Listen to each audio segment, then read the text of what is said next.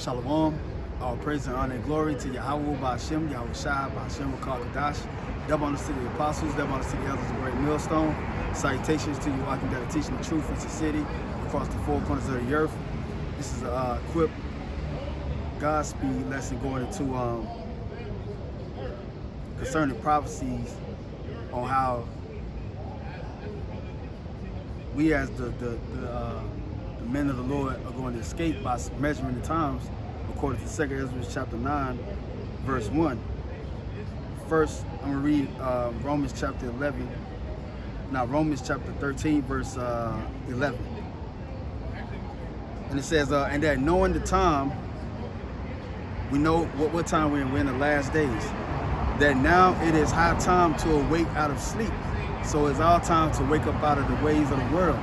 Ephesians chapter 2 says that before we came in, we was behaving as the world. We was in the same like-mind, reprobate state in the world, not doing the will of the Lord, not knowing that we went off eating abominable foods. But now the Lord is telling us through his men to wake up out of sleep, which they have a term called nowadays the woke term. Woke just meaning that you're aware of things that's going on around you. That is what the Lord is saying in the scripture. And it says, for now is our salvation nearer than when we believed. It is nearer than when we believed. And how can we tell that? Like I mentioned, 2 Ezra chapter 9, verse 1, the Lord is talking about measuring the times diligently within itself. Diligently goes into research. When we research what the Lord has called us to, which is the truth that he's given to the top men, the apostles and elders, to dish out to us, so that we can understand the words that the Lord had unsealed in Revelation chapter 5 concerning this book, which is the Bible, which every other religion claimed that they know, whether it be Baptist or Seventh-day Adventist, but they don't know how the chosen men do. So this is very important times that the Lord spoke of about the last days, how he will set his elect in order, pursuant to Psalms chapter 50, verse 16. And he is doing it in the face of our enemies. It says, for now is salvation nearer than we believe.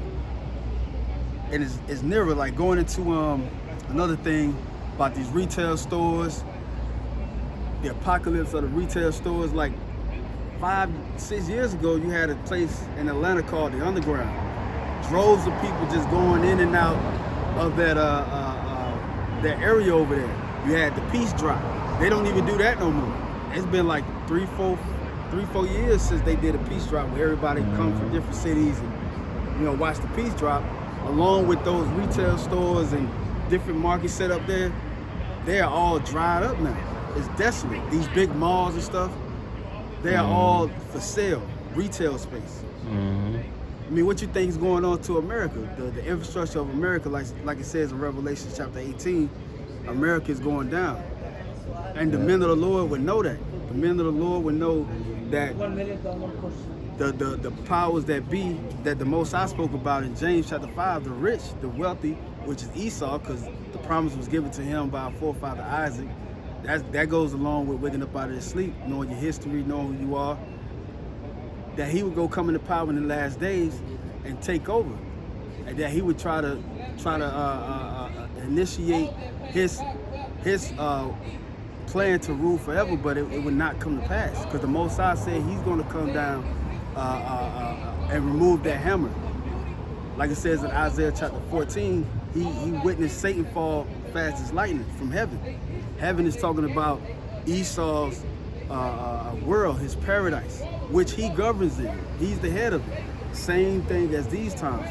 The Most High has given us the vision through his chosen men to teach us to go out to highways and byways to teach. Not only that, but to see these things happening so we can have substance to teach on.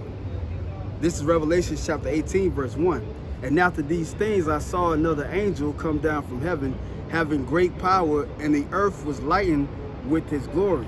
And he cried mightily with a voice, saying, Babylon the Great is fallen. It's not talking about Babylon in King Nebuchadnezzar time. Because King Nebuchadnezzar had failed, and then Persia came into place. But in these times, there's no other heathen nations going to come up after the downfall of these Babylonians, which they took on the customs and is as the spirit of Babylon, because Nebuchadnezzar ruled the known world back then. Just the same way as Esau, he's put in a parable in this scripture right here in verse 2 about him being Babylon the Great, because the place, the name of the place is from the people first. So that's what the scriptures is talking about in the dark parable. Verse 2, and he cried mightily with a strong voice, saying, Babylon the Great is fallen, like I mentioned the infrastructure, the morality in this country, and its global dominance over the other nations. The dollar is collapsing, so they all come into agreements in America to form a digital currency. And nobody's talking about who's going to be in place. The first place, like the American dollar, which is the currency reserve of the world now, who's going to take that spot? If I can make a point, because you was mentioning about, how these retail stores and kind of going out of business because everything is going towards the online selling. Right. It's leading to like how you just mentioned about the cryptocurrency, man, a new form of currency, which ultimately leads to the chip. Right. It's all geared towards that beast system, that image of the beast, which is the system. The image being the system of the beast. But like the brother said, this is all moving towards the mark of the beast way of living, which is the end of Esau's kingdom. So we could tell that Babylon the Great is fallen because the Lord said he was going to do these exact same things in the last days. Revelation chapter 16, he calls it all, both small and great, rich and poor, free and bond, to receive a mark in their foreheads.